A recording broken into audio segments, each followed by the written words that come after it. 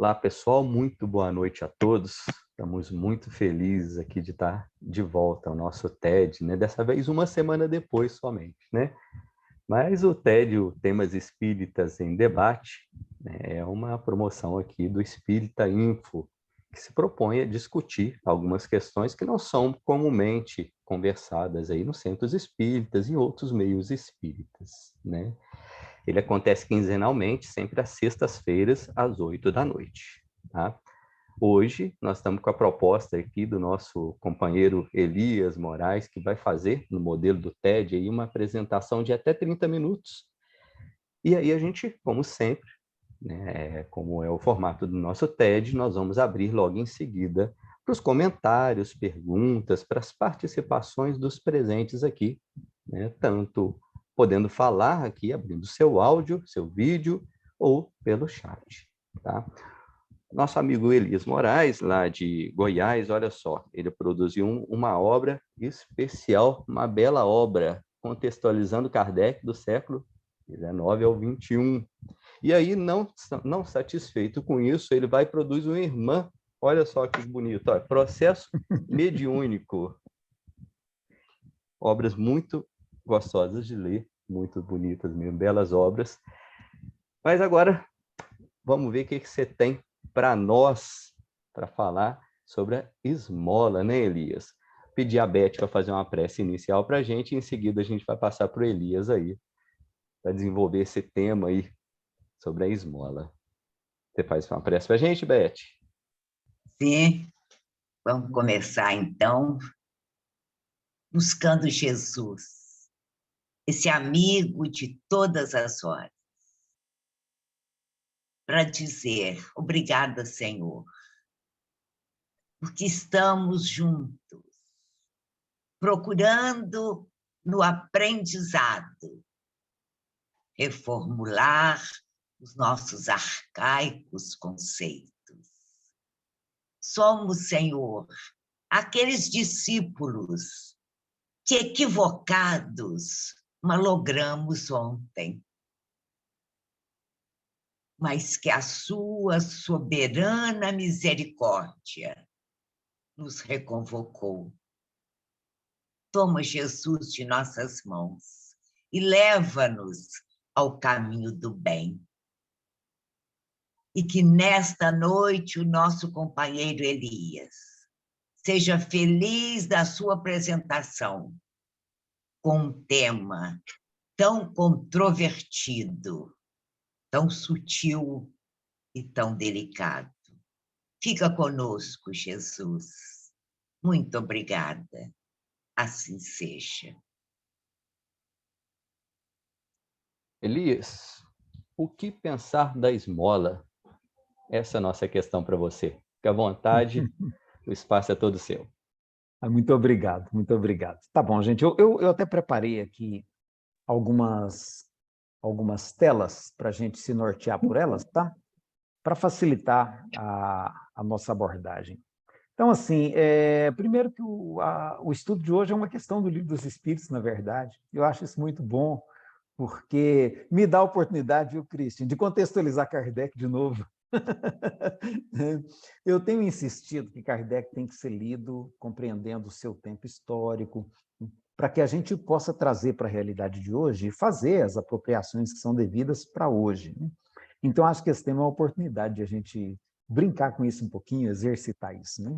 Então, a questão 888 do Livro dos Espíritos traz exatamente essa pergunta, o que pensar da esmola? Né? Antes, a pergunta anterior, né, é como Jesus compreendia a beneficência. Né? E aí depois vai desenvolvendo e fala da esmola, mas o que pensar da esmola? Então surge essa questão. E aí, vamos então começar por conceituar? Né? Vamos conceituar. Eu peguei o conceito de esmola no dicionário Oxford, que está disponível na rede social, né? E ele coloca, foi onde eu achei conceitos melhor desenvolvidos, que ficavam melhor para o nosso bate-papo. É claro que a gente pode achar outros também, né? Mas no Oxford ele trabalha assim, olha, que a esmola é uma dádiva caridosa feita aos pobres, um donativo. Tá? E ele trabalha também com outro conceito, que é o ato de auxiliar, de prestar ajuda né? E esse negócio está me atrapalhando, vou ter que tirar essa tela aqui, tá? De prestar ajuda, socorro material. Né? Então, ele apresenta esses dois conceitos, o dicionário de Oxford. Então, a gente vê que está associada à caridade e está associada a alguma forma de doação de nós para com alguém que necessita daquela ajuda, né? Ou seja, daquele socorro visto aqui como socorro material. A esmola está associada ao socorro material. E aí eu achei interessante também que quando a gente faz uma pesquisa nas redes sociais, a respeito do Google, né, a respeito de esmola, a gente vai perceber algumas controvérsias. A dona Beth disse aí que é um tema muito sutil e controvertido, e eu concordo inteiramente com isso, porque no Google a gente vai achar bastantes abordagens que estabelecem realmente controvérsia. Então, por exemplo, na visão de algumas instituições, a esmola promove a acomodação da pessoa em situação de vulnerabilidade social. E essas instituições entendem que a esmola não deve ser estimulada, ao contrário, deve ser desestimulada e que, em vez de dar a esmola, que se encaminhe a pessoa para as instituições adequadas de serviço social. Então, a gente já vê que do lado do serviço social, por exemplo, há uma preocupação diferente da nossa, né? E isso também é motivo de polêmica. A gente viu aí recentemente o Bacelli caiu, né? O Bacelli virou meme nas redes sociais por conta de uma fala dele, que ele falou com um amigo lá no Canadá, e o amigo dele falou: Bacelli, aqui no Canadá não tem como fazer caridade, né? E aí o Bacelli falou: olha, por isso que o Brasil é bom, porque aqui, graças a Deus, aqui a gente tem amplo espaço para praticar a caridade, né? E aí isso aí virou meme mesmo, porque o pessoal falou: peraí, quer dizer que o Bacelli está achando bom que aqui tem tanta pobreza, né? Então vamos manter a pobreza, minha gente, vamos manter a miséria, porque assim a gente tem espaço para fazer a caridade sempre, né? Então, pegou bastante o discurso dele, gerou uma polêmica muito interessante, mas que traz para nós a discussão do que é caridade, né? E a gente volta, portanto, para o ponto de partida de tentar conceituar, entender o conceito de caridade ou de beneficência, que no Livro dos Espíritos é apresentado como benevolência para com todos, inclusive considerando perdão para com as agressões que a gente recebe, indulgência, né? Para com as imperfeições alheias. E aí eu achei interessante também, quis remeter aqui ao meu amigo Volney Martins, que era presidente da FEEGO aqui há um bom tempo, né? Ele foi presidente da FEEGO durante, acho que 2 mandatos, e o Volney, ele dizia uma coisa muito interessante nos anos 80. Ele dizia assim que nós temos que repensar o nosso conceito de caridade. Ele até criou um slogan: a caridade também progride, né? Achava interessante, ele era muito chegado nisso. E ele dizia assim: nós temos que repensar o nosso conceito de caridade, porque daqui a alguns anos, ele dizia desse jeitinho, daqui a alguns anos, o Brasil vai sair dessa condição de miséria, ele vai melhorar a condição material de tal maneira, nós vamos ter políticas públicas que beneficiam e que protegem toda a população, nós vamos ter programas de proteção social, e quando a gente tiver tudo isso, não vai ter mais espaço para essa caridade material que nós estamos acostumados a fazer. Ele falava: se o seu centro está fazendo é sopa, é distribuindo cesta, começa a repensar os seus conceitos, porque daqui a 20, 30 anos isso não vai mais ter espaço. Então, eu achava muito interessante a postura do Volney em relação a isso, porque ele antevia esse quadro social. E aí isso é muito interessante quando a gente vai compreender o pensamento kardeciano. Eu peguei Kardec lá, e eu já comecei percebendo que para Kardec tem uma diferença entre esmola e caridade, né? E aí quando eu passei a analisar as falas de Kardec ou dos espíritos com quem ele dialogou, a gente sabe que muitas das respostas do Livro dos Espíritos foram formuladas por Allan Kardec, né? Usando ideias de um espírito, de outro, às vezes juntando, né? E, com isso, ele, às vezes, montava uma resposta. Então, por isso que eu acho que é interessante a gente entender. Eu prefiro dizer que as respostas, ainda que tenham uma entidade espiritual por trás, na grande maioria delas, mas tem também a mão dele, né? Tem a mão dele como escritor que vai modelando a argumentação, o raciocínio, para conduzir a um determinado entendimento. E eu chamo a atenção que Kardec era um pedagogo, né? Então, a gente tem que ter essa perspectiva. Ele não era um economista. Tá? Por isso que quando a gente lê Adam Smith, que é um economista, a visão do Adam Smith já é outra, é diferente da visão de Kardec. Kardec, como pedagogo, ele está preocupado e também um filósofo moral, ele está preocupado em discutir como que a gente pode trazer as implicações morais desses conceitos, dessas ideias para a nossa vida pessoal. Adam Smith, como economista, ele analisa como que está posto na sociedade, como que se organiza. E o Adam Smith vai fazer uma observação muito interessante. Ele vai observar assim, olha, que nesse mundo, né, nesse mundo que nós vivemos, as pessoas que produzem calçados, elas mesmas andam descalço. E com isso ele está mostrando que existe um processo social estabelecido que é um processo gerador de miséria. Né? Porque para que as pessoas possam usufruir do trabalho dos pobres, né? As pessoas que detêm recursos possam usufruir do trabalho dos pobres, eles necessitam de auferir o máximo de lucro para si mesmos, né? Para fazer a riqueza que ele almeja, e, às vezes, para isso é necessário que o trabalhador seja mantido na pobreza, sem o que ele não trabalharia para você em troca de um salário. Né? Então, o Adam Smith analisa isso como um economista. E ele vai mostrar como é que os empresários se organizam para poder garantir que os salários continuem baixos, para que seja vantajoso para eles contratar os operários. Ele vai mostrar como que os empresários, aliados ao Estado, conseguem impedir que os trabalhadores se organizem também, porque se eles se organizarem, eles conseguem advogar para si mesmos melhores salários, e com isso podem minimizar o lucro dos empresários. Então, Adam Smith faz uma análise como economista. Por isso, ele vai fazer uma análise inteiramente diferente da de Kardec. E é interessante a gente perceber essa diferença, porque ela vai repercutir na compreensão que a gente possa ter do fenômeno social hoje. E aí, Kardec vai analisar a esmola como doação material sem compromisso. E ele vai dizer assim, está lá no Evangelho, no capítulo 13, que a esmola é algumas vezes útil, porque dá alívio aos pobres. Claro, ele está pegando isso aí de uma mensagem ensinada pelo Fenelon, tá? Mas é quase sempre humilhante, tanto para quem dá, quanto para quem a recebe. E, nessa maneira de analisar aqui, ele está analisando a esmola como doação material associada ao processo da mendicância, tá? Quando ele vai dizer da caridade, ele já distingue a caridade, portanto, da esmola. Ele vai separar e vai apresentar como exemplo da caridade, ele vai apresentar o caso daquela senhora da lição dos infortúnios ocultos, que eu já virei do avesso a lista dos personagens com quem Kardec conviveu para descobrir quem é aquela mulher. E se alguém tiver uma luz no fim do túnel, o Adair, que é cheio dessas pesquisas da época aí, quem puder me ajudar, eu vou ficar muito feliz, tá? Porque aquele caso ali não tem dúvida que é um caso real da convivência de Kardec. Quando ele fala quem é aquela mulher quem é aquela mulher, né, de traje simples, embora bem cuidado, né, que traz em sua companhia sua filha modestamente vestida, tá? E que vão percorrer os lares que estão em provação para levar até eles o cuidado e, ao mesmo tempo, o socorro material. Então, ele diz, olha, são aqueles infortúnios ocultos que não aparecem diante da caridade e que só a verdadeira generosidade sabe descobrir. Então, ele está fazendo uma distinção entre a esmola, que é aquela doação material descomprometida, e da caridade como aquele ato que envolve, que cria uma ligação,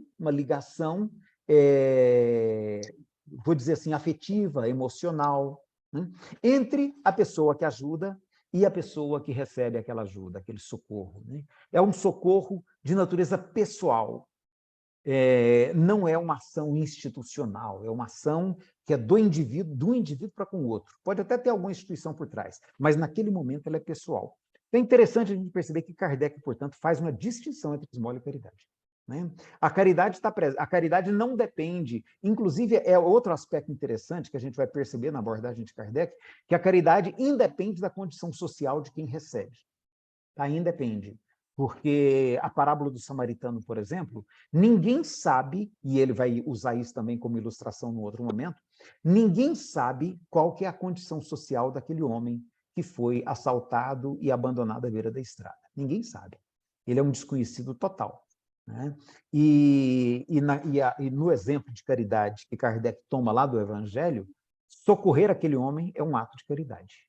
Portanto, não há que se perguntar qual é a condição do outro para que se pense do ponto de vista da caridade. Por isso que ela, inclusive, tem que ser diferenciada da esmola.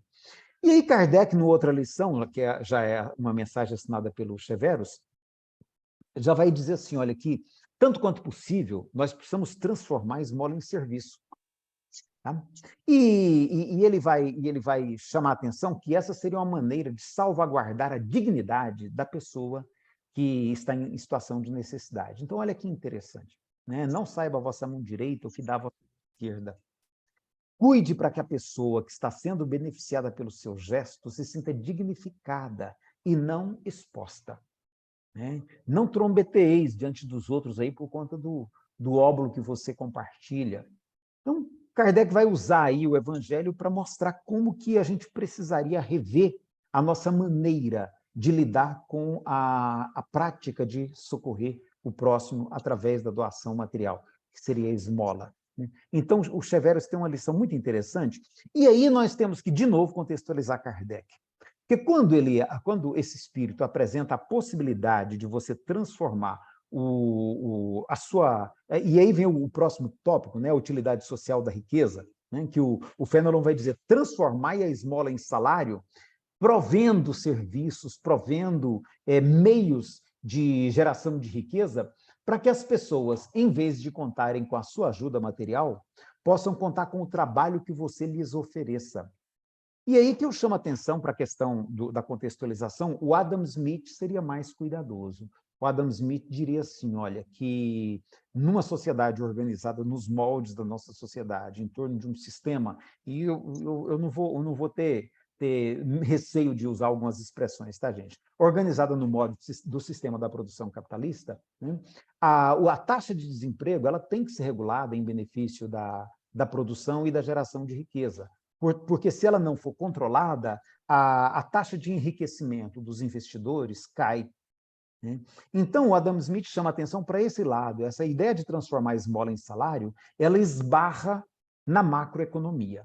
Tá? Ela esbarra na macroeconomia. Então, uma análise contextualizada vai saber que não é assim tão simples. Eu posso até fazer isso, eu, Elias, individualmente, com a minha condição social, mas eu não vou conseguir mudar a taxa de desemprego do meu país se eu fizer isso. E se vocês aí de Juiz de Fora também, e se o Adair lá em São Paulo, e se o João Márcio lá no Nordeste, cada um de nós for fazendo isso, a gente não vai conseguir mudar o quadro social do país, porque existe uma macroestrutura que regula o funcionamento dessa sociedade a partir de determinados princípios, tá? E que estabelece uma condição para que funcione dentro da condição ideal do ponto de vista de uma sociedade focada na acumulação de riqueza. E aí, quando quando a gente pega o pensamento kardeciano inteiro, por mais que ele não veja do ponto de vista da economia como Adam Smith via, né, mas é interessante que ele também tem clareza da necessidade de se promover uma transformação social. E ele não fica só na ideia da esmola, só na ideia da utilidade social da riqueza, só na ideia da caridade, beneficência, não. E quando a gente percebe a obra como um todo, nós vamos ver que ele vê o espiritismo como uma ferramenta para acelerar um processo de transformação social, que era um processo que já era sonhado naquela época, no contexto do século XIX. Havia um sonho de mudança. Né? E esse sonho de mudança, Kardec traz ele também presente para o discurso espírita, como um sonho de promover essa transformação para que o planeta Terra alcance um estágio de civilização completa, né? De um mundo que seja totalmente civilizado. A gente vai perceber que Kardec está imerso numa sociedade colonialista. E ele também percebe que o espiritismo, assim como esse movimento colonizador que a Europa vivia naquela época, ele percebe que o espiritismo poderia se alastrar por toda a Terra, levando o benefício dessa ideia, tá? E que dessa maneira seria possível transformar o mundo inteiro num lugar melhor para todos os seres humanos viver. E ele vai dizer, num local onde a ninguém falte o necessário para a sua sobrevivência. Então, é muito interessante a gente perceber que Kardec não fica na caridade individual. Ele percebe a necessidade. Ele, inclusive, vai dizer, não é só ele, o espírito que dialoga com ele, o Fenelon, num determinado momento, o Pascal em outro, o Emmanuel em outro, vão dizer assim, olha, o egoísmo é a grande chaga da sociedade e ele tem que ser eliminado da face da Terra. E para eliminar o egoísmo da face da Terra, é necessário que se reformem as instituições sociais que o entretêm e excitam. Então, para eliminar o egoísmo, é preciso mudar as instituições sociais. É muito interessante a maneira como Kardec vislumbra isso e, portanto, essa transformação social. Ele vai ancorá-la na ação dos indivíduos que, tomando consciência, vão estabelecer uma maioria de pessoas preocupadas com a mudança e que, portanto, essa maioria, o Espírito diz isso para Kardec, né? Essa maioria vai arrastar os indecisos e aqueles resistentes que resistem à mudança. Mas não resta dúvida alguma que essa transformação social é no sentido de que a ninguém falte o necessário.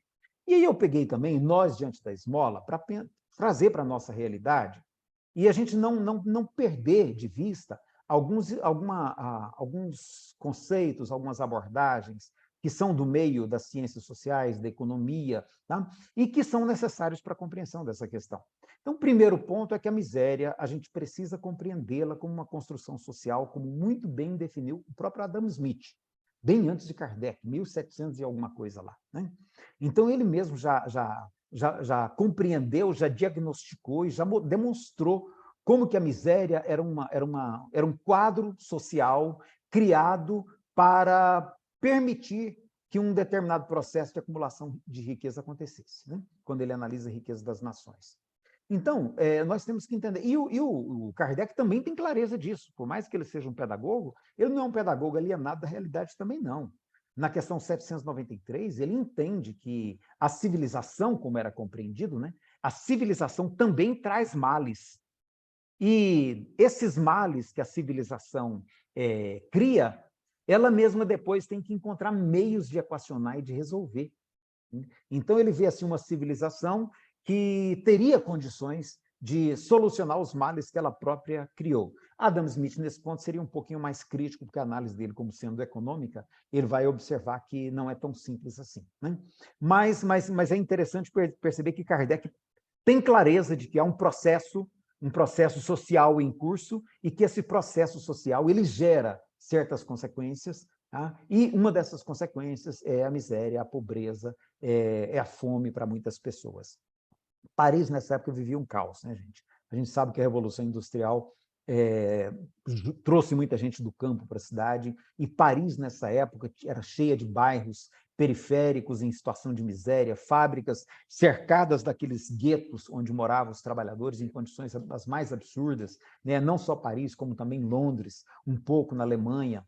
Então, assim, era um quadro social bem complexo, e aquela descrição que Kardec faz da mulher subindo naqueles tugúrios lá, aquilo não é ilusório, não. É bem o retrato da época, né? Sobe até uma mansarda, onde jaz uma mulher cercada de crianças, que à sua chegada, seus semblantes resplendem de alegria, né? E de esperança, porque sabe que ela está indo ali acalmar a dor daquelas pessoas, acalmar a miséria, porque o pai está no hospital e enquanto ele lá permanece, não tem como prover a necessidade dos seus filhos. Não existia seguridade social, não existia nada disso, né? Era cada um por si, Deus por todos. E é muito interessante porque essa questão social ela é percebida já há muito tempo. Só para a gente ter ideia, a Inglaterra já tinha uma preocupação com a miséria desde o século XVI. A primeira legislação para enfrentar o problema da pobreza, ela data de 1536, as Poor Laws, tá? E houve uma evolução, no século XVII houve um aprimoramento dessas leis, passou a contar com a colaboração da igreja, no outro momento tirou isso da igreja, voltou a ser tudo do Estado, e isso foi evoluindo, até chegar ao estado de proteção social da atualidade, onde esses dias uma pessoa comentou, né? E eu até achei, sim, eu até vou usar um outro caso. O que a pessoa comentou é como que ela se sentia protegida morando na Inglaterra e tendo um filho, mesmo ela como estrangeira, porque eles têm um cuidado especial com a mãe e oferecem um benefício para que a mãe tenha condições de cuidar do seu filho. E eu vi um outro caso que me chamou a atenção, que é da mulher que não tinha condições de pagar o aluguel, e o Estado, portanto, tem alguns dispositivos de proteção também para que a pessoa que esteja impossibilitada seja socorrida pelo Estado e tenha o seu aluguel bancado pelo Estado. né? E o meu filho está no Canadá atualmente, e ele também comentou isso lá. Ele falou, olha, pai, aqui se algum dia eu não tiver como pagar o aluguel, eu posso recorrer a um fundo do Estado, né? Mas eu não quero recorrer, o que eu quero é conseguir dar conta aqui, porque eu quero me estabelecer aqui no Canadá. Então, ele está fazendo as tripas coração para achar jeito de ficar lá, sem precisar da ajuda do Estado, mas ele comentou, eu já sei que se eu precisar, eu posso recorrer ao Estado. Tem mecanismos de proteção que já vem desde o século XVI, no caso do Reino Unido. E aí, eu acho muito interessante como que isso tudo está associado com as utopias socialistas do século XVIII e XIX. Tá? O Adam Smith, o Charles Fourier, o Robert Owen, que é o pai do cooperativismo, que é um movimento muito forte hoje no mundo inteiro. Então, o sonho dessas pessoas era exatamente esse mundo onde não houvesse mais miséria, onde não houvesse pessoas em situação de abandono, onde o social, né, daí a palavra socialismo, prevalecesse sobre o individual, onde o interesse da coletividade fosse o determinante em vez do interesse dos indivíduos, como era no entendimento, portanto, de outros filósofos que o Adam Smith ele não toma partido, o trabalho dele é mais diagnóstico, né? Mas que ele constata, né? Que é uma competição altamente individualista. Então, esses filósofos socialistas, eles sonhavam com um mundo onde o social prevalecesse, daí o nome socialismo. Kardec vai comentar na viagem que ele fez em 1862, no discurso lá em Lyon, ele vai comentar, ele acha que essas pessoas são muito bem intencionadas, mas pouco realistas, porque ele entende que não é tão simples implementar uma sociedade como eles estão pretendendo. Ele até comenta a experiência do Fourier, né, que criaram os falancérios lá isolados para tentar criar uma sociedade diferente e não perceberam que as pessoas que foram para esses falancérios levavam também os seus vícios. E é muito interessante quando você percebe isso. E Kardec, portanto, analisando, mas ele acha que essas pessoas são bem intencionadas, estão movidos de um interesse sincero em promover o bem-estar da sociedade. E Kardec vai ter uma conclusão que eu acho que tem tudo a ver com a nossa realidade hoje, sabe? E que a gente pode até fazer um link para a gente compreender do ponto de vista do que o serviço social diz hoje. O Kardec chega à seguinte conclusão, inclusive numa mensagem que é do Espírito: dá esmola quando necessário. Ele está usando aqui, claro, o raciocínio aqui é do Espírito Cheveros, que assina como Cheveros.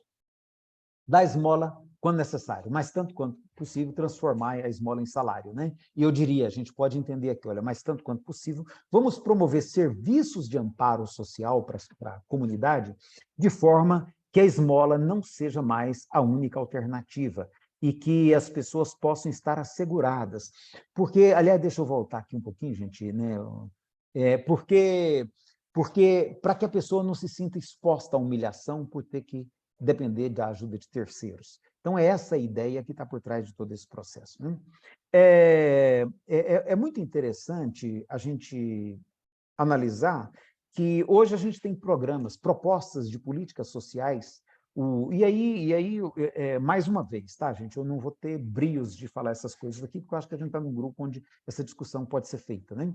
Então, o que a gente tem hoje é assim, olha, os movimentos socialistas, comunistas, anarquistas, esses movimentos, eles tentam puxar para o lado do trabalhador, do pobre, das minorias, e tentar criar garantias trabalhistas, e criar proteção social, criar programas públicos de proteção social. E, do outro lado, você tem as outras forças que estão aliadas aos sistemas produtivos, né? Aos chamados sistemas produtivos, e que acham que isso atrapalha, porque reduz a empregabilidade, diminui a concorrência, diminui a competição, com isso as pessoas se acomodam. Então, você tem duas correntes de pensamento. O fato é que você tem de um lado um grupo que puxa para tentar proteger aqui, e o outro grupo que acha que se proteger acomoda, gera acomodação, e a coisa não vai funcionar. E são duas correntes de pensamento que vão se digladiando aí, né? Então, eu quero voltar agora na resposta que Kardec faz para essa pergunta que a gente está discutindo, que se deve pensar da esmola. E a resposta que ele pega lá do Espírito é essa aqui, olha: condenando-se a pedir esmola, o homem se degrada física e moralmente, embrutece-se. Eu acho essa resposta maravilhosa. Condenando-se a pedir esmola, o homem se degrada física e moralmente, embrutece-se. Uma sociedade que se baseie na lei de Deus e na justiça deve prover a vida do fraco, sem que haja para ele humilhação.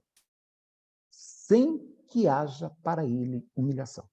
Deve assegurar a existência dos que não podem trabalhar, sem lhes deixar a vida à mercê do acaso e da boa vontade de alguns. Para mim, essa questão resume toda a nossa discussão. Se a gente tivesse lido ela no início, a gente teria esgotado o nosso assunto e não teria nem por que continuar mais, porque essa resposta ela é completa. Veja, a miséria a que a gente deixa as pessoas expostas quando a gente acha que a taxa de desemprego pode ser usada para regular o valor do salário, e com isso a gente define que haverá um contingente de pessoas, né, disputando as vagas que surgirem, e que é com isso que o salário é regulado dentro da economia. Então, quando a gente faz isso e a gente aprova isso, e a gente valida isso, a gente deixa uma quantidade de pessoas, pode ser o percentual que for, né? Quando estava em 12%, você tem 12% da população que trabalha nessa disputa desenfreada pelas vagas que ficam, tá? E passando necessidade quando elas estão fora do mercado de trabalho. Então, o que ele fala? Essas pessoas que acabam se... E aí, infelizmente, vai sobrar para os mais frágeis, né? Porque entra na luta pela sobrevivência, os mais aptos vão conseguir suas vagas, vão conseguir seu espaço, exatamente aqueles com menos capacitação, menos qualificação, esses vão ficar vulneráveis, alguns vão entrar para o mundo do crime, outros vão mendigar, outros vão passar fome silenciosos em suas casas.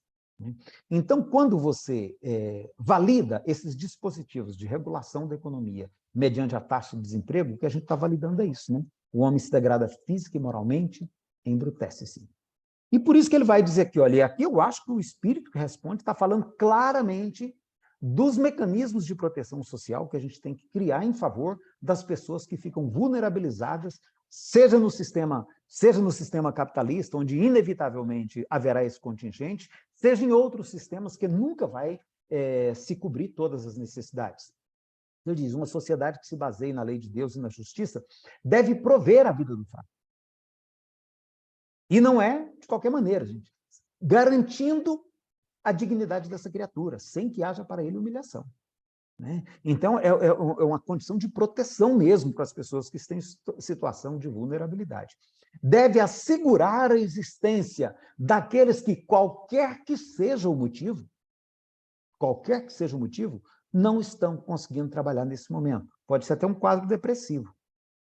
Tá? E a gente sabe quanto que a depressão é violenta, é dolorosa, sem lhes deixar a vida à mercê do acaso e da boa vontade de algumas pessoas. Eu acho muito interessante porque Kardec define a situação por inteiro. E aí eu acho que é interessante também que a gente tem que ter claro, as pessoas falam assim, mas se resolver o problema de todo mundo, aí não vai ter mais necessidade de fazer caridade, que nem o coitado do Bacelli disse lá, né? Não, gente, porque a caridade não depende de ser material. O samaritano, ele não socorreu um pobre na beira da estrada, ele socorreu um homem caído, sem perguntar qual era a sua condição social. A caridade moral, essa caridade da relação, do perdão, do cuidado, ela sempre vai ter espaço na sociedade. Nós frequentamos, enquanto a gente frequentava as reuniões de evangelho aqui da Federação Espírita, nós tínhamos um quadro que é com ele que eu quero encerrar esse caso para a gente ilustrar e perceber a dimensão da caridade na perspectiva de Jesus, que não tem nada a ver com a esmola, né? Nós tínhamos uma senhora que estava sempre ali conosco e ela sempre ficava nos últimos assentos, silenciosa, não se misturava com ninguém, saía caladinha e ia embora. E aí um dia a minha esposa tomou a iniciativa de procurar estabelecer um contato com ela, né? E saber alguma coisa e discutir, entender quem era ela, o que ela estava fazendo ali. Ela falou, não, eu moro aqui do lado, né? E viu que ela estava assim, constrangida de dizer onde ela mora, e a minha esposa insistiu um pouquinho, não, e acabou tendo que dizer onde que era, né? Morava numa mansão que tem do lado aqui, um conjunto de mansões, que as torneiras dos banheiros são banhadas a ouro, né? Aliás, eram nessa época, né? As torneiras dos banheiros eram banhadas a ouro, tá? Então, assim, eram as mansões mais ricas de Goiânia. E aí, conversando com ela, ela percebeu o quanto que ela vivia em solidão. Uma profunda solidão. Aquela casa de mais de 1.000 metros quadrados de área construída, sobrava tanto espaço para as pessoas nem se verem durante o dia. Então, assim, gente, não é a riqueza que vai fazer com que o mundo não dependa mais da caridade. Pelo contrário, talvez nesse mundo a caridade seja ainda mais necessária, porque as necessidades estarão diluídas. Vai ter gente pensando em suicídio, vai ter gente com quadro depressivo, vai ter mãe angustiada com filhos que estão em conflito, vai ter casais em desajuste precisando da nossa amizade, do nosso cuidado. A caridade sempre vai ter espaço. E se a gente conseguir eliminar a miséria do mundo, a gente vai poder realmente fazer a caridade que, de fato, vai fazer diferença na vida das pessoas. Porque não é a caridade material a mais importante nesse cômputo. Ela é resultado do nosso estado de barbárie. Uma sociedade que ainda precisa da esmola é uma sociedade de bárbaros. Então, se nós ainda temos esse quadro de miséria no nosso mundo, é porque a gente ainda não superou o estado de barbárie. Muito obrigado. Muito obrigado, Elias. Maravilhoso. Vou usar da prerrogativa que eu estou coordenando hoje e vou fazer trazer a primeira questão para você, né? Você traz a ideia, e aí eu já coloco de antemão o seguinte, de forma alguma, sou contrário à esmola, a se doar também materialmente qualquer coisa, isso é necessário, né? Mas você traz inicialmente a esmola como um ato individual, indivíduo, né? Uhum. E eu subentendi que você traz o ato de caridade como algo mais voltado ao coletivo, olhar para um todo, né? Para um grupo. E aí a gente vai pensar, né, desenvolvendo meu raciocínio aqui com você, Uhum. que esse olhar para a esmola muitas vezes vem encoberto por alguns pensamentos, né, de dar ou não dar a esmola, aquele sujeito que está julgando individualmente, né, muitas vezes traz ideias preconcebidas de um sujeito que, se está pedindo esmola, é vagabundo. Não quer trabalhar. Isso eu já ouvi diversas vezes, e eu trabalho na área social, no serviço público, né? É o sujeito que não busca, não procura. E no meio espírita, a gente escuta algo que eu acho pior até, né? São pessoas que têm um certo conhecimento dessa doutrina e que dizem que o sujeito, se está pedindo esmola, que se está nessa posição, né, o julgamento é que em algum momento, numa outra encarnação, ele cometeu algum ato que justifica ele estar nessa posição. Então, a leitura por essa via individual pode levar a equívocos, pensamentos equivocados como esse, né? Mas pela via do coletivo, a gente vê muitas vezes os centros espíritas, o meio espírita, valorizando muito mais esse ato de levar o individual ao sujeito, aqueles que batem a porta, que muitas vezes recebem nome do assistido, né? Que são termos pejorativos ainda, né? Daquele que necessita, e nós, do lado de cá, no meio espírita, que somos os doadores, aqueles que podem levar para o outro que o outro precisa, né? Então, nos coloca também numa posição superior, né? E eu fico pensando, será que os espíritas, os centros espíritas, o meio espírita, não deveria repensar da seguinte forma, buscando empoderar esses sujeitos, criar protagonismo? Não seria importante não eliminar, não deixar de levar esse material através de cestas básicas, de diversas formas que se manifesta essa doação material, mas também levar, além disso, o esclarecimento, levar conhecimento, levar formas do próprio sujeito se sentir empoderado, buscar sua própria autonomia, de alguma forma, não no sentido de resolver, né? Eu passo necessidades financeiras, materiais, e eu vou resolver a partir dali, mas de buscar compreender um pouco mais a sua condição e de minimizar, mesmo que emocionalmente ou de alguma forma, através do esclarecimento, através do conhecimento, buscar entender melhor e saber ler um pouco melhor sua condição diante do mundo e talvez, né, a partir daí, mudar um pouco a perspectiva que tem do mundo. Será que não valeria investir mais nisso? Essa é a minha questão. E aí, só antes de passar para os colegas aqui, quando se pensa, né, como você colocou aí, que transferir dinheiro é a solução, transferir renda para todos é a solução, aí vem um pensamento que é o Eli que gosta de citar muito essa matemática, né? A população empobrecida no planeta é muito maior daquela de população de ricos, né? De pessoas que têm dinheiro, pessoas que têm uma condição financeira melhor, né? E aí, quando a gente vai pensar essa visão individualista de que o sujeito está devendo alguma coisa de outra encarnação, então tem muita gente devendo. Aliás, quem tem dinheiro, quem é rico, não está devendo, né? E eu fico pensando, é isso mesmo que a gente está lendo? Esse povo todo que está encarnado aqui, que está numa situação muito difícil, que é muito maior, está devendo tanto de outra encarnação? Então, só um pensamento assim que a gente tem que trazer, mas a minha pergunta está colocada aí. Eu prefiro seguir o modelo que a gente já vem seguindo aqui no TED, de passar para os companheiros, você vai anotando aí, daqui a pouquinho a gente volta para você fazer suas considerações. Tá ok? Perfeito. Então vamos lá, Mauro. É bem rapidinho. O Elias, ele esgotou o assunto. Ele foi a fundo no assunto. Eu só gostaria de lembrar um outro aspecto dessa situação. A humanidade hoje tem conhecimento suficiente para produzir alimentos para o mundo inteiro. Não faz porque não quer.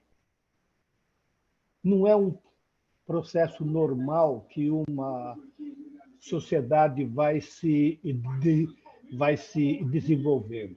A miséria, a fome, né, é um objetivo dessas pessoas que a gente pode dizer que tem o poder no mundo.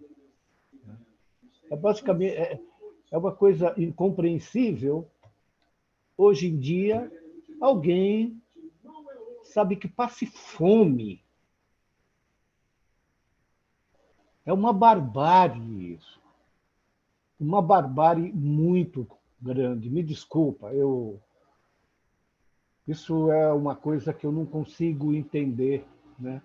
E o caminho para se resolver isso, o Christian deu aí uma receita excelente, assim, mas que a gente saiba, antes de tudo, que essa situação que o mundo vive hoje, né, é assim é proposital no ser humano. Eu não sei se a ganância, o egoísmo explica isso. É só isso. Obrigado. João?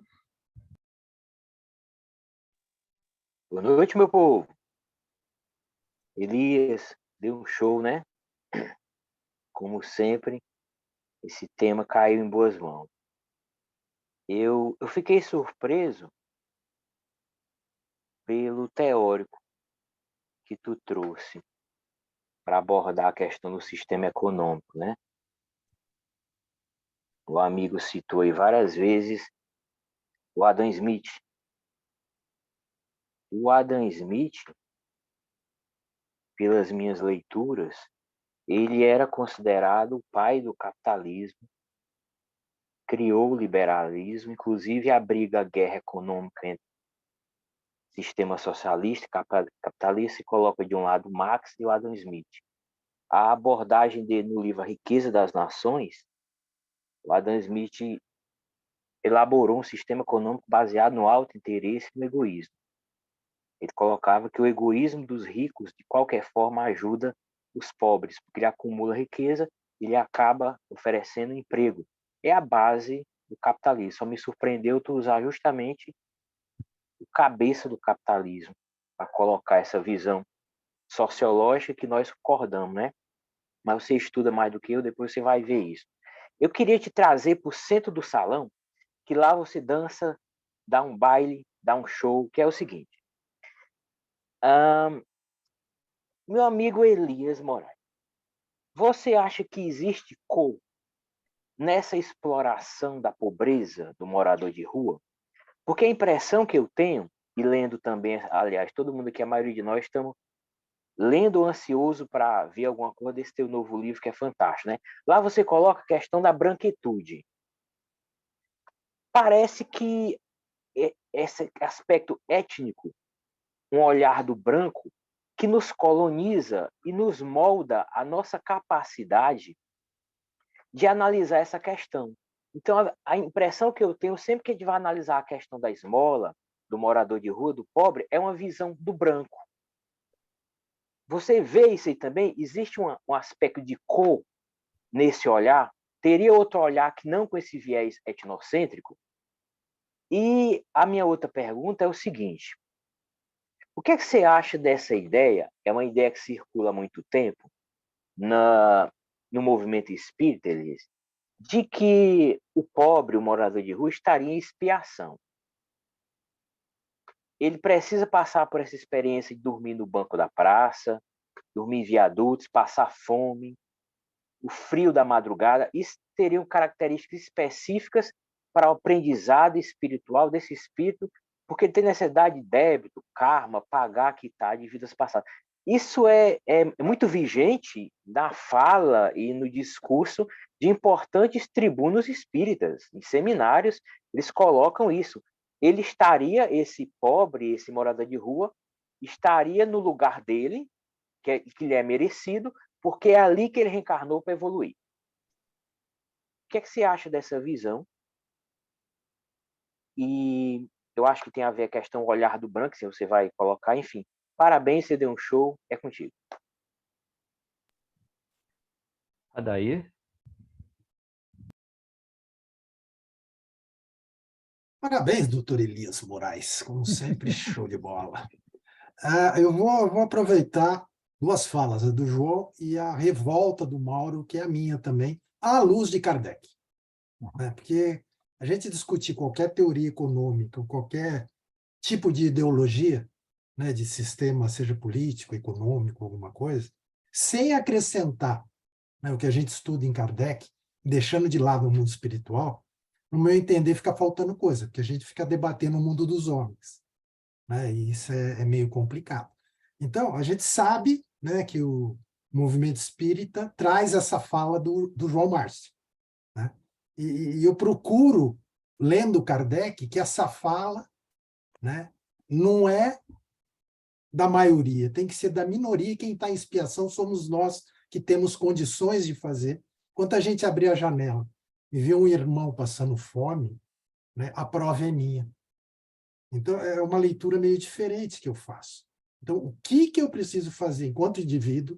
Lembrando que a gente foi criado simples e ignorantes. Eu não posso jogar isso, essa doutrina, pela janela, porque ela me esclarece, ela me explica, ela me conforta, ela tem uma lógica, ela tem uma racionalidade intrínseca enorme, né, que dá explicações.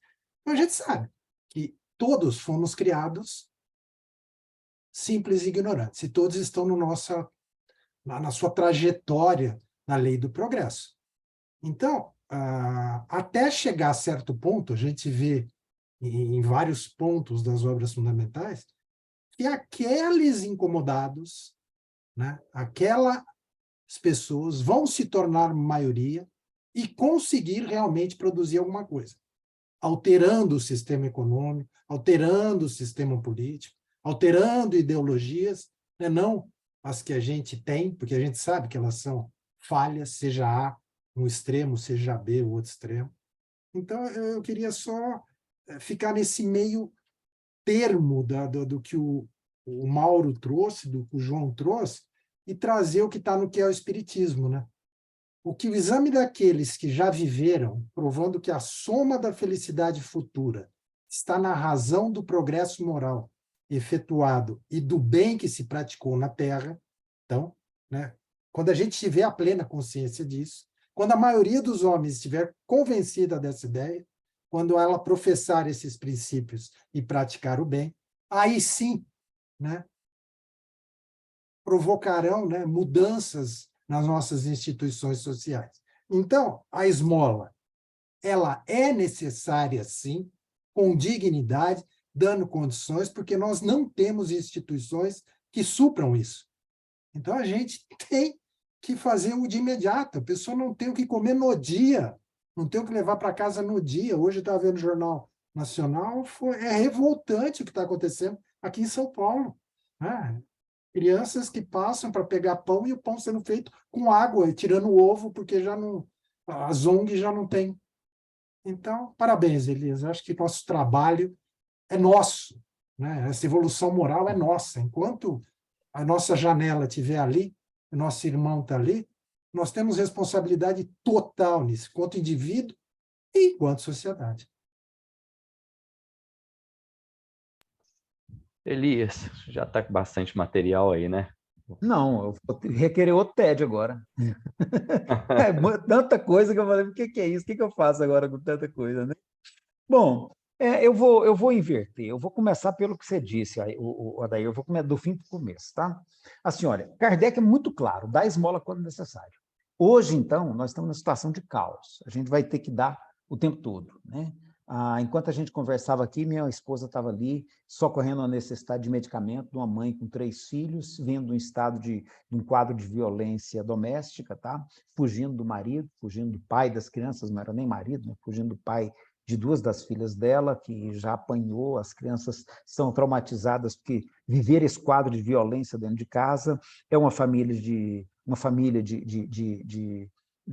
afrodescendentes, portanto, a pele negra já é um outro desafio que eles enfrentam. A filhinha de 7 anos sofreu bullying na escola, e aí a mãe não sabe o que faz, porque tem uma bebê de colo, e vai na escola, e a escola, ao invés de apoiar e de ajudar, faz humilhar mais ainda, né? Então, assim, gente, esse mundo nosso está numa demanda de caridade imediata, como você disse, Adair, sem tamanho, né? Sem tamanho. Assim, a gente não tem como... eu diria que a gente tem hoje pessoas caídas à beira da estrada por onde a gente passa. A gente, às vezes, vai ter que ser indiferente, porque a gente não dá conta de socorrer a todos. Infelizmente, a gente não consegue, né? E eu vivo esse drama, eu acho que todo mundo aqui vive esse drama. E a gente está numa situação que a gente, às vezes, ajuda um aqui, ajuda outro ali, e não sabe o que faz diante de tanta miséria. A verdade é essa, pelo menos a realidade que eu vivo. Eu participo de um bairro, trabalho num bairro de periferia, onde você fica impossibilitado, você não tem como ajudar tudo que aparece. Então, você vai ajudando aquilo que você dá conta, aquilo que é possível, né? E vai fazendo. Então, eu concordo inteiramente com você. Essa é a visão de Kardec. Enquanto não é possível uma solução para o problema, a gente tem que fazer o que está ao nosso alcance. A palavra do bom samaritano é claríssima, né? Nós não podemos desviar da pessoa cair da beira da estrada. Nós temos que ver o que a gente pode fazer, improvisar o socorro que for possível e tomar atitude, né? Então, eu acho que nesse sentido, a sua fala vem ao encontro do que Kardec propõe, tá? E a doutrina como explicação, e voltar a Kardec para explicar, aí eu vou voltar para o meu primeiro livro, Contextualizando Kardec.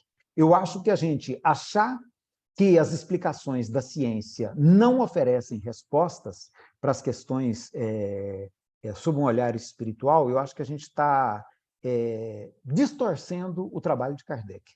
Kardec, o que ele usou foi a ciência do seu tempo. Tá? É só a gente ler lá, e ele mesmo diz isso, tá, Adair? Ele diz isso o tempo todo. Ele lá no documento que acharam na casa dele, que está lá no livro Obras Póstumas, ele diz isso com muita clareza. Fala, o Espiritismo não traz nenhuma novidade. Tudo que nós trazemos já existia, de alguma maneira estabelecido em algum outro lugar. E aí ele traz uma carta que ele recebeu de um personagem lá, que vai citando vários autores onde as ideias espíritas estavam presentes antes de Kardec montar essa estrutura, esse corpo doutrinário que ele vai chamar de espiritismo. Então, assim, Kardec usava a ciência do seu tempo. Ele vai usar a teoria da geração espontânea, ele vai usar a teoria, algumas teorias raciais da época, com a teoria da raça adâmica, que era uma teoria, o colega me alertou, né, que ela havia sido publicada com uma riqueza de detalhes imensa. Em 1848, Kardec se apropria dela para desenvolver uma ideia melhor, que depois ele coloca no livro A Gênese. Então, Kardec usava a ciência do seu tempo. Tá? Então, eu penso que a gente ter receio de usar a ciência do nosso tempo para compreender os problemas sociais, eu acho que a gente distorce, sabe, a nossa compreensão de Kardec. O que Kardec sugere é que a gente, além da explicação material, agregue também o olhar espiritual. Então, o que seria isso para nós hoje? Seria assim, olha, essa criatura que está em miséria, hoje, é um espírito que está em situação de desafio tremendo.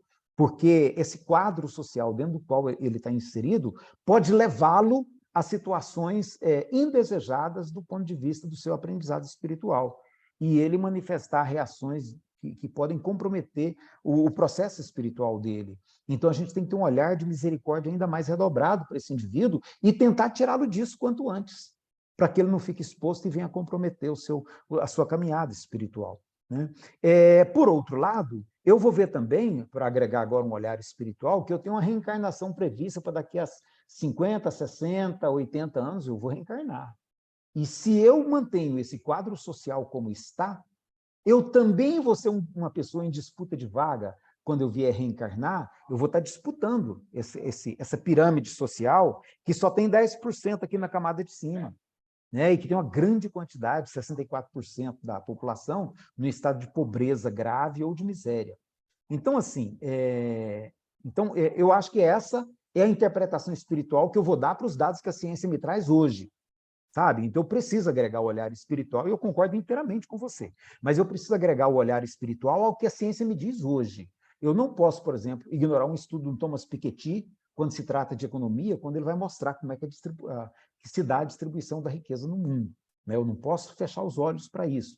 Eu não posso fechar os olhos para os estudos sociológicos que mostram, né, que essa ação pessoal nossa, ela não tem o poder de mudar as estruturas sociais, a não ser que a gente promova a mudança nas instituições, como Kardec dizia. E aí Kardec, de novo, combina com a sociologia, né? Então, eu vejo esse ponto, tá?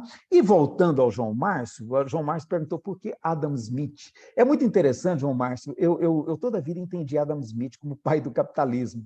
E aí foi um autor que me chamou a atenção para uma coisa que eu nunca tinha percebido e que é tão óbvio, mas que a gente às vezes não se dá conta. O estudo do Adam Smith, na verdade, é um estudo diagnóstico. Ele, quando escreve o livro A Riqueza das Nações, ele não está propondo um sistema econômico. Ele descreve como aquele sistema econômico funciona. Né? Ele descreve como ele funciona, como as nações competem entre si e como que a riqueza é produzida dentro desse processo de geração de riqueza e como que se dão as relações entre investidores, empresários e trabalhadores, mercado de trabalho, pobres, né? Ele vai, inclusive, trabalhar nessa perspectiva. Então, o estudo do Adam Smith é muito diagnóstico e por isso que eu quis usar ele, sabe? Porque por mais que a gente às vezes veja ele como pai do capitalismo, ele é pai da explicação. Não foi ele que inventou o capitalismo. O capitalismo é um processo que vai surgir do processo social de acumulação de riqueza que se estabelece a partir do século XVI, por aí, né? Então, aí vai se estruturar esse sistema de produção ancorado no capital e voltado para a acumulação de riqueza e baseado na competição entre os indivíduos. E vem as corporações de ofício, vem tudo isso, isso vai se desenvolvendo e desemboca no sistema que a gente tem hoje, que é altamente voltado, inclusive, para a especulação, né? Hoje, a gente sabe aqui que o melhor meio de ganhar dinheiro nem é explorando o trabalho das pessoas pobres, como se dava nos séculos XVIII e XIX. Hoje, a melhor maneira de ganhar dinheiro é investindo no mercado de especulação, né? Ali sim você tem oportunidade de ganhos muito maiores e sem correr tanto risco quanto você corre no mercado de geração de produtos. Então é muito interessante a análise diagnóstica que o Adam Smith faz e ela oferece elementos para a gente entender. Quando você fala do processo colonizador, eu acho que essa é uma discussão que eu, inclusive, não me vejo preparado para fazê-la aqui, tá? Acho que a gente teria que fazer uma discussão muito maior para entender como é que isso hoje está incrustado na nossa consciência de tal maneira que nós, por exemplo, que nascemos aqui no Brasil, acho que todos nós aqui, se eu não me engano, né, acho que nascemos aqui no Brasil, mas a gente se identifica muito mais com o povo europeu, na nossa maneira de nos referir a nós mesmos, na maneira de a gente se portar, se vestir, se identificar, na maneira como a gente caracteriza a nossa identidade pessoal, a gente se identifica muito mais com o colonizador europeu do que o morador original das Américas, que era o povo indígena. Então, eu acho isso curioso, sabe? A gente foi aculturado a se ver como europeu, né? A gente tem descendência europeia, muitos de nós aqui têm. Eu, no meu caso, eu tenho descendência indígena e africana pelo lado do meu pai e tenho descendência europeia pelo lado da minha mãe. Ascendência, né? E tem ascendência europeia pelo lado da minha mãe. E acho que essa é a realidade da maioria de nós. Então, assim, nós estamos imersos nesse processo colonizador e dificilmente a gente consegue escapar dessas referências. Aí, quando sou um híbrido, bem colocado, João Márcio, eu sou um híbrido, né? Então, assim, a gente dificilmente consegue escapar dessas referências, e quando você traz a questão do morador de rua, que eu acho que, assim, eu uma vez vi uma crítica muito interessante, ele não é um morador de rua, ele é uma pessoa que está em situação de rua, porque ele não escolheu estar ali. Né? Ele foi parar ali devido a uma série de circunstâncias, uma série de desencontros, de conflitos que aconteceram, que ele terminou nessa situação, mas não é a situação que ele queria, que ele escolheu. Né? Então, assim, e por isso que é interessante, aí, de novo, cai o nosso olhar, né, o nosso olhar branco, o nosso olhar colonizador, o nosso olhar que, às vezes, nem conversa com essa pessoa. Eu vi hoje, eu estava vendo uma palestra que eu não terminei de ver ainda, tem que ver depois. Ele fala assim, olha, ele se reporta a um trabalho que eles fazem, chegar para a pessoa e perguntar, o que eu posso fazer por você hoje? Né? E nessa pergunta que eu posso fazer por você hoje, surge cada resposta maravilhosa. Né? Alguns querem apenas um abraço. O outro você descobre que ele tinha um sonho por realizar e que é possível fazer alguma coisa por ele. Então, assim, a gente costuma falar do nosso local mesmo, sabe? E julgar essa pessoa do nosso local. Né? E aí, as explicações que a gente traz, essa explicação de expiação, por exemplo, ela é uma explicação que traduz o nosso estado de barbárie atual. Né? A gente é capaz de atribuir ao outro a responsabilidade pela dor que ele carrega. A gente não consegue ver que existe um processo social por trás, a gente não consegue nem ver que existe uma dor. Eu vou ilustrar com um caso de uma pessoa em situação de rua que eu conheci num trabalho com dependentes químicos aqui em Goiânia. Ele perdeu a esposa numa enfermidade, ficou ele e a filha. Né? Aí a razão da vida dele passou a ser a filha, claro. E um belo dia, a filha dele contrai uma doença e morre também. Esse homem saiu e nunca mais voltou. Nunca mais voltou para casa. Passou a viver na rua. Então, assim, não tem como a gente atribuir a essas pessoas a responsabilidade pela própria tragédia. Sabe, essas pessoas carregam dores que a gente ignora. Né? Alguns perderam tudo. Né? Eu vi uma família que, de repente, estava morando de aluguel, perdeu a renda do pai e a renda da mãe, ficaram os dois desempregados. O que eles conseguiram fazer foi ganhar uma barraquinha dessas de acampamento, né? De plástico, colocar ela debaixo de um canto ali, debaixo de uma marquise, e instalar a família ali, o que eles conseguiram fazer. Então, assim, a gente olha pelo nosso olhar, a gente não pergunta para o outro o que ele está passando, sabe? E a gente faz julgamento. Aí a gente cria explicações espirituais, Adair, sabe? Aquela explicação espiritual que a gente agrega para poder trazer Kardec, para explicar as misérias do mundo, a gente traz de maneira totalmente atabalhoada. Né? Então, a gente tem que ter muito cuidado com isso, sabe? Então, aí voltando lá no Mauro, né? É bem isso, sabe, o Mauro? E aí agora eu quero usar, então, João Márcio, para poder sossegar a sua inquietação, né? O Adam Smith ele vai analisar que o sistema está organizado dessa maneira, e que é assim que ele funciona, e que, para garantir a funcionalidade dele, ele tem que ser articulado para que tudo isso, cada um correndo atrás do seu próprio interesse, no final todo mundo seja atendido. Né? E ele vai tentar dar essa explicação. O Karl Marx vai... E aí o Adam Smith, embora ele não faça um julgamento moral, mas ele atribui, né, às partes a responsabilidade pela movimentação, no sentido de garantir que o sistema permaneça funcionando assim. O Karl Marx vai fazer uma análise que eu acho mais interessante para isso que você falou, Mauro. O Karl Marx vai isentar de responsabilidade moral o empresário. Ele vai dizer assim, olha, que não é por causa de ganância e de egoísmo que o empresário age desse modo. Tá? Ele vai defender o empresário, eu acho muito interessante e acho bonito isso no Karl Marx. Né? Ele vai dizer assim, olha, que o empresário age dessa maneira porque ele está imerso dentro desse sistema e se ele não agir assim, ele não sobrevive como concorrente nesse mercado. Então, por isso ele vai dizer que também não podemos culpar o empresário e achar que o problema é de natureza moral. Ele vai dizer não, que é um problema estrutural e que, por isso, que só tem solução se a gente mudar a base das estruturas sociais. Ele vai dizer que não adianta a gente fazer um discurso simplesmente moral, porque mesmo se, enquanto as empresas concorrerem umas com as outras entre si e dependerem de empregados que também concorrem entre si para ocupar as vagas, o sistema só tem como funcionar assim. Né? Então, por isso que ele vai dizer, olha, esse sistema está caminhando, e aí ele vai ter o mesmo sonho de Hegel, o mesmo sonho de Kardec, o mesmo sonho de todo mundo, né?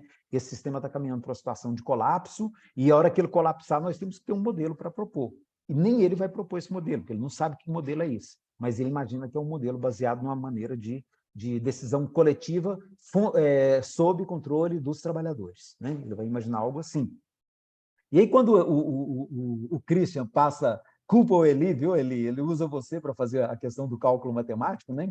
Eu quero chamar a atenção para um detalhe, gente. Já eu vi um estudo da Oxfam, né, que mostra que se a gente pegasse apenas o rendimento das maiores fortunas das pessoas que ocupam o topo do 1% da pirâmide social no mundo, tá? Se a gente pegasse a riqueza desses 1%, tá? E pegasse o que ela rende todo mês de ganho adicional para essas pessoas, só o rendimento dava para a gente resolver o problema da miséria no mundo inteiro. Então, aquela ideia que Kardec usa lá, que se dividisse igualmente toda a riqueza do mundo, que no outro dia estaria tudo desfeito e etc., gente, é porque Kardec está trabalhando ainda dentro do modelo, do paradigma, né? Dentro do paradigma do sistema capitalista que está baseado na competição, está baseado na concorrência, está baseado na lei do mais forte, né? Então, ele está analisando por esse lado. Não é isso que os socialistas utópicos, não é isso que os comunistas, como o Proudhon, por exemplo, os anarquistas, o Proudhon era anarquista, inclusive, não é isso que eles propõem. Tá? O que eles propõem é que a gente reformule o modo de funcionamento da sociedade. Né? Reformular o modo de funcionamento para que, nesse modo de funcionamento, cada pessoa possa ter o de que necessita e cada pessoa contribua com o que ele pode para que todos tenham condições de vida digna. É assim que é a lógica que eles vão propor. Como que é isso, ninguém sabe. É um projeto, é um sonho, né? É uma utopia. Então, assim, não existe uma receita, uma fórmula, mas nesse olhar, esse cálculo matemático ele perde o sentido. Tá? Por quê? Porque não estaria uma riqueza sendo distribuída, não. É uma riqueza que é produzida para o bem-estar de todas as pessoas que participam da sua produção, inclusive daquelas que, por qualquer motivo, estão alijadas desse processo. Tá? Que também elas sejam cuidadas para que ninguém esteja exposto à miséria e à fome. Essa a filosofia da coisa. O modo de implementar, e nós vamos ver as correntes ideológicas, as brigas, as disputas, e eu volto para você de novo, Adair, né? E aí não é o campo do espiritismo. Né? O campo do espiritismo é o filosófico, é o de compreender as ideias no geral. O Christian colocou tanta questão que eu achei descaridoso, Christian. Foi falta de caridade você colocar tanta coisa, né? Mas, assim, olha, eu quero corrigir um equívoco. Não, eu, em momento algum, quis dizer, se eu dei essa ideia, perdão, foi equivocada, mas eu acho que eu não quis dizer isso, que a caridade é coletiva, que a esmola é individual e a caridade coletiva. Não, não, não. Pelo contrário, a caridade é pessoal. A caridade é minha e da pessoa que está nesse momento fragilizada. E aí o exemplo que eu dou é o da parábola do bom samaritano, sabe? É a pessoa que está caída na beira da estrada, seja por que motivo for, e que eu estou vendo ali que eu vou ter que não medir esforços, ver o que está ao meu alcance, para colocar ela dentro do meu carro, levar ela até uma estalagem, né? E providenciar o recurso de que ela necessita para que ela tenha condições de retomar sua caminhada com dignidade na vida. Então, a caridade, pelo contrário, nada de coletivo, ela é pessoal. O que eu quis dizer é que uma sociedade baseada na solidariedade, no amor do próximo, ela vai criar políticas públicas de socorro para que ninguém esteja exposto à necessidade ao ponto de ter que pedir esmolas. Né? Então, aí a ação coletiva, eu já estou tirando ela do campo da caridade, eu estou colocando ela no campo da cidadania. Tá? E aí é onde eu falo que Kardec ele tinha essa visão muito clara do processo. A gente vai fazer caridade enquanto possível, mas tentando transformar a sociedade para que a cidadania prevaleça. E a gente só tenha que se preocupar com caridade nos casos pontuais de caridade moral. Né? Então, não é que a caridade vai deixar de existir, ela vai continuar existindo. É aquela pessoa que está desiludida com a vida, que pensou em suicídio, que eu vou estar dando atenção para ela, eu vou estar visitando. É a pessoa que adoeceu e que eu vou lá dar um passe, ficar meia hora conversando com ela. Então, vai ser outro estilo de caridade. Não é mais caridade da cesta, do pão com carne, sabe, do prato de sopa que a gente distribui na rua. Não, essa aí não vai ser mais necessária. Que a gente vai ter criado uma estrutura social, um estado de bem-estar social que provê essas necessidades para as pessoas. Então, eu acho que sim, seria muito interessante investir nisso, sabe, Christian? Em políticas públicas, e aí não é caridade. Né? Ou então, a gente poderia dizer que é a caridade moral, né? que é a gente pensar a sociedade como um espaço onde todo mundo tem direito à dignidade, onde todo mundo tem direito a usufruir da produção que a gente faz de riquezas para todos, e não apenas para a gente, para alguns, né? Então, eu penso que eu refaço minha fala se eu não tinha deixado isso claro, sabe? Ao contrário, a caridade é pessoal, né? E a política pública é uma questão de cidadania, uma questão de consciência cívica, de consciência política, né? E eu acho que temos que, sim, que investir em consciência política. E, por último, eu vou abordar aquela questão, né, do mérito, né? Porque a pessoa não trabalha porque é preguiçoso, todo mundo, se procurar trabalho, encontra, gente. Quem não está vendo? Com tanta gente precisando de trabalho aí, a pessoa porque não tem qualificação, sabe? Nossa Senhora, cuidado, e ele não tem qualificação por quê? Quem é que deu a base para ele se qualificar? Você sabe a história de vida dele? Você sabe como é que o pai dele e a mãe dele viveram? Você sabe se ele tem pai, por acaso? Se ele foi cuidado por um pai? Você sabe qual a condição de saúde dessa mãe no lar onde ele cresceu? Então, assim, é muita covardia uma pessoa que é capaz de dizer isso. Se ele tiver consciência, ele não fala um negócio desse. Sabe, se ele se colocasse no lugar do outro, se ele fizesse um exercício mínimo de empatia, ele não diria uma bobagem dessa, sabe? E quando a gente associa essa ideia da reencarnação, né? Ninguém reencarna nesse mundo para passar pela miséria e pela fome, não. Sabe? Isso está lá claro no Livro dos Espíritos. Essa situação é criada por nós, seres humanos, é resultado do nosso egoísmo humano, que a gente deixa tantas pessoas desamparadas, né? Numa situação de abandono. E aí nós temos sim que pensar nessa questão de assistido, porque assistido é um estigma que a gente cola na testa do outro, para garantir o nosso estado de benfeitor. Aí volta para a questão da colonialidade, lá que o João Márcio levantou, né? A gente quer desfilar de benfeitor e coloca o outro como assistido. Então, assim, olha, casa espírita que se preza não pode ter assistido e benfeitor, não pode. Esse rótulo, né, é uma maneira de você manter viva uma situação de divisão de casta que é inaceitável. Então, a gente tem que repensar essas coisas, a gente tem que repensar essa mania de explicar tudo pela reencarnação. A reencarnação não explica tudo, porque a miséria tem causas sociais do presente. Tá? A matemática que o Eli faz também, eu acho que você comentou, Christian, né? Também é muito interessante, sabe? Onde é que tinha tanto rico no passado para estar reencarnado na miséria agora? Não tem jeito, gente. É 10% que desfruta de uma condição mais vantajosa, né? Aí você tem mais uns 30% aí na condição de classe média e depois uns 60% aí numa condição bem desafiadora, sendo que desses 60% você vai ter quase 30% numa situação muito pobre, morando em palafita, em um local de condição de saúde precária, né? Então, assim, não tem como. Essa matemática é a matemática ingênua, né? A gente não pode cair nisso, ainda mais usando a reencarnação para justificar esse tipo de pensamento, sabe? E aí, quero encerrar, então, voltando para a questão do sentido da caridade. E a gente também tem que superar essa visão de caridade, simplesmente de achar que a gente dando alguma coisa, a gente está fazendo caridade. A caridade, segundo o meu amigo Cheveros lá, ela tem uma condição, tá? Que ela precisa estar presente. É que ela estabelece uma ligação que é pessoal, que é até espiritual, entre quem ajuda e quem está sendo ajudado. É bem a parábola do bom samaritano, sabe? Você se compromete com o outro, você faz aquilo que está na medida do seu alcance e você emocionalmente passa a ter aquele caso como parte da sua realidade. Você não pode simplesmente fazer algo e lavar as mãos. Aí é a esmola, né? A caridade não, ela cria essa ligação que chega a ser espiritual, né? Então, é o que eu tinha aí para responder. Eu acabei usando tempo demais, né? E não sobrou tempo para vocês colocarem mais questões. Eu peço desculpas se eu me alonguei demais. Só comentar a respeito da questão do morador de rua, né? Esse termo, quem trabalha na assistência social já está em desuso, já tem um tempo, né? Usa-se mesmo pessoa em situação de rua por diversas questões, né? Mas o que eu queria comentar é o seguinte, que, inclusive, eu participei há pouco de um chamamento público, né? Exatamente para essa população, né? E no chamamento público já vem dessa maneira, né? Para pessoas em situação, casa de passagem para pessoas em situação de rua. Não se usa nem legalmente mais esse termo, né? E sai lá para as instituições que querem concorrer, né? Dessa maneira, né?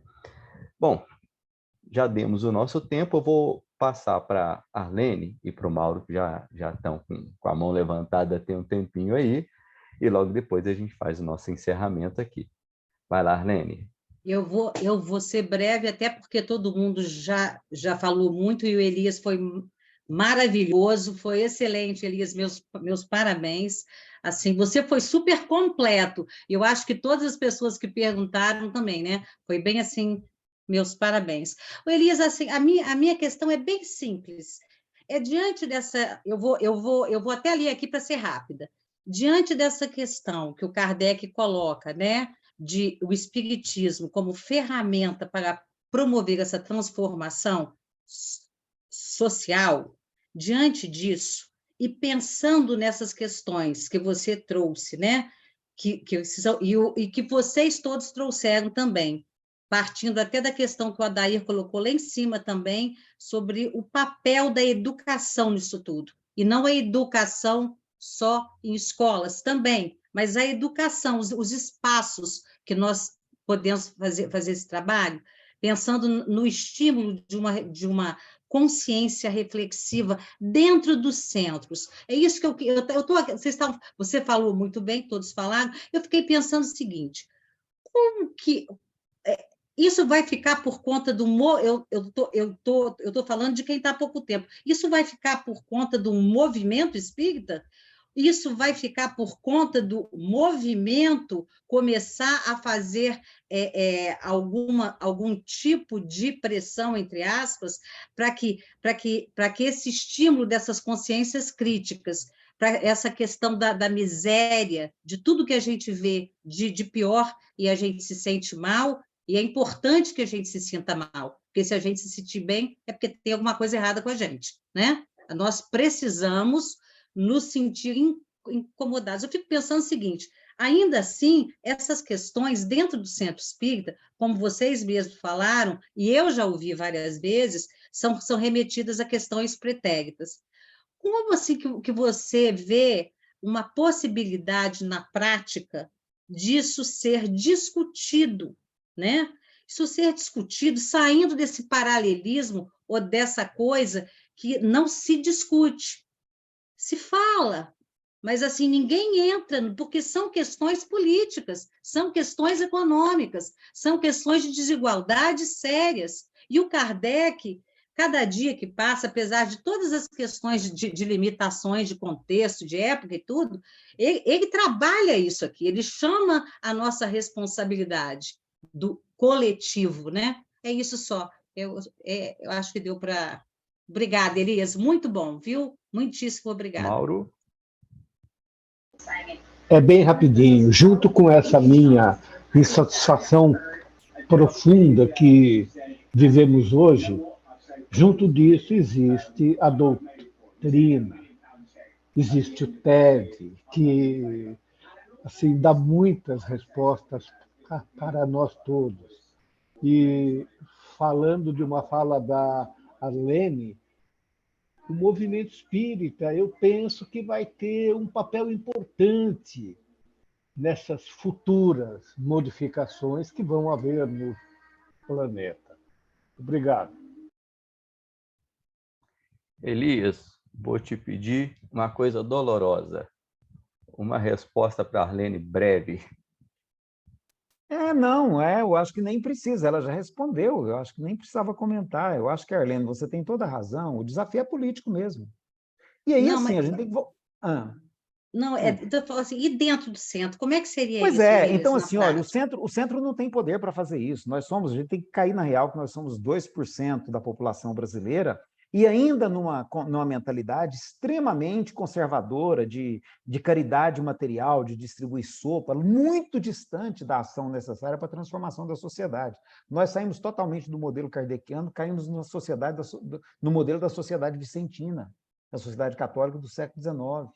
Então, assim, olha, o espiritismo está longe de ter condição de fazer esse trabalho, né? O que a gente tem que ter consciência é que essa participação, essa disputa, ela se dá no campo da política mesmo, né? E eu acho que aí tem um outro conceito, que eu acho que a gente tem que trazer ele para a discussão. O espírita é embirrado com esse conceito, mas não tem como. E eu acho que o Karl Marx foi muito infeliz na hora de elaborar o conceito, que é o conceito de luta de classe. Não é luta de classe. Nós temos um conflito de interesses que tem que ser entendido. Então, esse conflito de interesses, nós temos que ter clareza de que ele existe, que ele está posto, e tanto quanto possível, a gente tem que ficar do lado frágil, sabe? Se Jesus cuidava mais do fragilizado, do que estava em situação de desvantagem, do empobrecido, do fraco, do doente, do enfermo, sabe? A gente também tem que ter clareza que nós, espíritas, nessa luta entre o capital e o trabalho, sabe, entre o detentor de riqueza e a necessidade de usar o trabalho do pobre, que tem que trabalhar para sobreviver, a gente tem que estar do lado do pobre. Eu penso assim, sabe? Para mim não tem dúvida, não tem meio termo. Então, assim, existe um conflito de interesse claramente colocado e é pela luta política que ele vai se colocando ao longo do tempo. O lado que defende o interesse do capital, da riqueza, do acúmulo, esse lado é muito bem preparado, ele detém poder de comunicação, ele detém todas as ferramentas necessárias para se eternizar no controle da sociedade. Esse outro lado, que é o mais frágil, que é o de quem não tem nem formação, nem educação, o Adair lembrou muito bem, né? Não tem nem formação, que inclusive lhe é negada, sabe?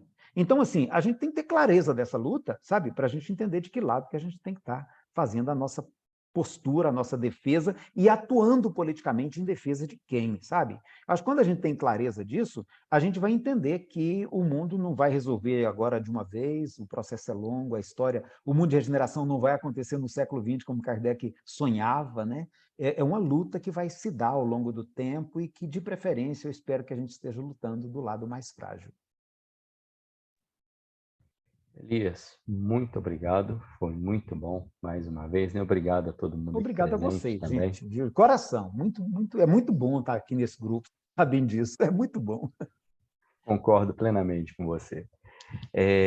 Próximo TED, pessoal, daqui 2 sextas-feiras, o nosso tema, sofrimento é um caminho necessário? São todos convidados daqui 2 sextas-feiras a participar. Vou pedir o Vantuil para fazer uma prece para a gente. Neste momento, nós podemos agradecer e falar muito obrigado por este momento, por estarmos aqui nessa sala com pessoas que têm a capacidade e a sinceridade de olhar as coisas de uma forma diferente. Obrigado ao nosso amigo que sempre nos trouxe palavras bem desafiadoras, palavras que nos mostram caminhos novos, conceitos novos, e que possamos, a partir desse estudo, possamos ter comprometimento de ver o nosso ser, o nosso irmão mais próximo com outros olhos. Possamos nos colocar no lugar deles, que possamos cada vez mais tentarmos ser mais honestos conosco mesmos e sermos mais caridosos com os nossos irmãos. A palavra que fica é gratidão pela noite, gratidão pelas suas palavras, amigo Elias. Muito, muito obrigado. Que assim seja. Boa noite, pessoal. Boa noite, pessoal. Gratidão pela acolhida, pessoal. Muito obrigado. Valeu. Tchau, gente. Valeu, Boa noite. Elias.